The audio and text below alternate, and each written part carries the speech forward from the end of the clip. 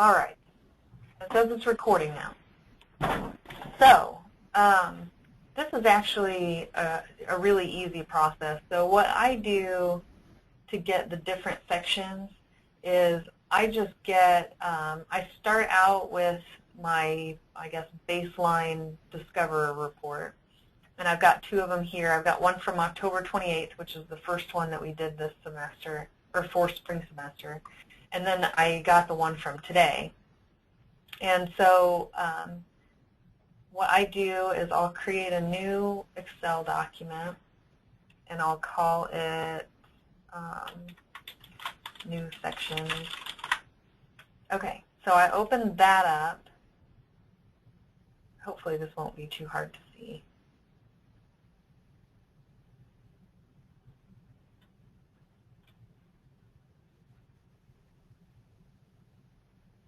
Okay, I've got that.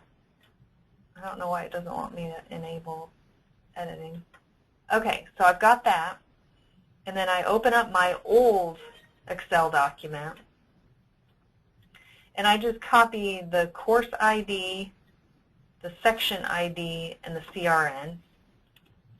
And this is after I've filtered out all of the face-to-face classes and all of the canceled sections, and I've filtered it out so that each class is only on there one time. Because you know, if it's Cafe Scribe or whatever else, the class may be listed on there 2 or 3 times. So I separate all of that out. And do you guys know how to do that? The filtering? Yeah. Yeah. And to delete the duplicate sections, I always just select everything, and I go under the Data tab, and I select Remove Duplicates. And then you can unselect everything, and I just delete duplicates based on the CRN. And then when you do that, it deletes all of the extra ones. And it took me a while to figure that out. So you guys I only know it from you telling me. I learned all this stuff the hard way because when Brett was here, when Brett was here, he did access tables for everything, and so when I started doing things in Excel, it was just, you know, I figured everything out the hard way. So once I've done all of that and filtered it out, so I just have my active online-only sections and one copy of each one, then I just select those 3 columns and I copy them into my new sections file and just paste those in there. And then I close my old one, and then I open my newest one,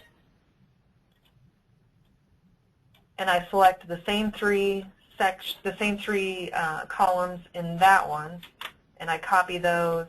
And I like to leave a space just because it's easier for me to read. And then I insert a row above them, and I label them. This is the one from October 28th, and then this is the one from November 12th. And then it's really simple. All you have to do is select all of your CRNs in the one column, and then hold down the Control key, and there's 2 extra sections here. Then I select all of the new column, and then up here, and it looks different. It looks kind of different because I've got this shrunk, but there will be a button here called Conditional Formatting. Sorry. And the first option there is Highlight Cells Rules. And then the last option from there is called Duplicate Values. And when you select that, it automatically highlights everything because it's highlighting everything that there's more than one of. But if you change duplicate to unique, then it highlights only the ones that are new. And so, like this Business 1060 GD was not on my original list. And I've got one more in here somewhere. The CRIM 171, it's on the old list, but it's not on the new list, so I know that one's been canceled.